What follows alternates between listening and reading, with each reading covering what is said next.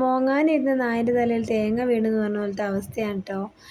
എന്താ പറയുക, മൊത്തം പോയി കേട്ടോ. ഫോണ് പോയി, എല്ലാം പോയി. അങ്ങനെ ഞായറാഴ്ച ഞങ്ങൾ കടയിലെ ഫോണ് കയ്യിലുണ്ടായിരുന്നു. ആ ഫോണിൽ കുറച്ച് വീഡിയോ പിടിച്ച് വെച്ചതാണ് കേട്ടോ. ഞായറാഴ്ച ദിവസം ഞങ്ങൾ താഴെ നമ്മളെ വീടിൻ്റെ അങ്ങോട്ട് ഇറങ്ങി വന്നിട്ടുണ്ടായിരുന്നു. പണി കഴിഞ്ഞതിൻ്റെ കുറേ വേസ്റ്റുകളും പ്ലാസ്റ്റിക് കവറുകളും ഭക്ഷണം കഴിച്ചതിൻ്റെ ഇലകളും എല്ലാം ഉണ്ടായിരുന്നു. അതെല്ലാം ഞങ്ങൾ കത്തിക്കാൻ പറ്റുന്നതെല്ലാം കത്തിച്ചു. ബാക്കിയുള്ള ഹരിതകർമ്മസേനയ്ക്കുള്ള എല്ലാം ചാക്കിലാക്കി വെച്ചിട്ട്, ഈ കുട്ടിപ്രേതം എന്താ തലയും കെട്ടി നിൽക്കുന്നതെന്ന് വിചാരിക്കേണ്ട കേട്ടോ.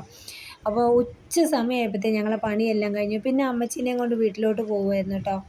അപ്പോൾ തോട്ടുമുക്കം വരെ പോകണമല്ലോ. അപ്പോൾ വെയിലത്ത് എന്ന് പറഞ്ഞാൽ പെരും വെയിലായിരുന്നു. അപ്പോൾ ഈ സൂര്യനമ്മാവനെ പേടിപ്പിച്ച് നിർത്താൻ പ്രൊട്ടക്ഷൻ ക്രീമുകളൊന്നും ഇല്ലാത്തതുകൊണ്ട് ഞാൻ ഷാളിട്ട് ചുറ്റിയതാണ് കേട്ടോ.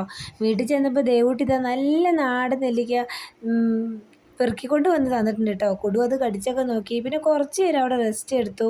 അച്ചമ്മേൻ്റെ ഭാഗം ഒരു ചൂലും കിട്ടി. ചൂലും വെച്ച് കെട്ടി ഞാൻ എൻ്റെ വീട്ടിലോട്ട് പോന്നു കേട്ടോ.